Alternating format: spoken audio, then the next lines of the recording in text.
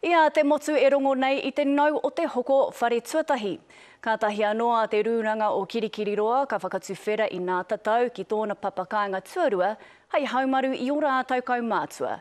He mea tutuki anō I raro I te maru o whānau ora, me te mihi a te minita tuarua I ngā take whare, me te minita o whānau ora ki te rūnanga, kua angitu ki tētahi o ngā wāhanga me uaua kataia e te Māori.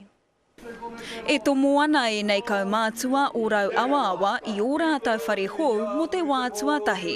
Haere mai te toki a haumi e. Koe nei te otinga o tā te rūnanga o Kirikiriroa whai kia maha ke te hunga Māori e noho ana ki o rātau whare ake.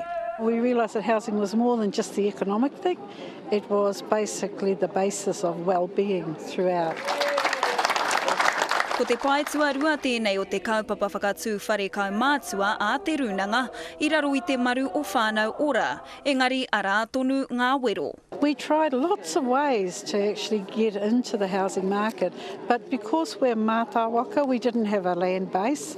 We went to the government and on numerous occasions and talked to them about things. No, we're not going to fund you. Social housing is critical for us. We've never been able to get on the playing field. It's been very difficult. The rules essentially were almost designed to keep us out of the game. These people, what they've done is they've learnt the game really well.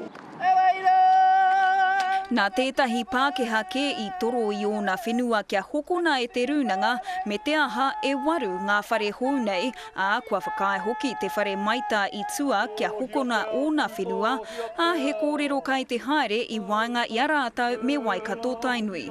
The councils have to be more receptive to enabling people to build. It's all right if you're building in an urban area, but on rural land, you know, they've got all these rules. He kōrero e ākina ana I te Pāti Māori ki te kāwana. Let our people get on with the job of building on their own whenua. Orini Tipene Leach, Te Karere.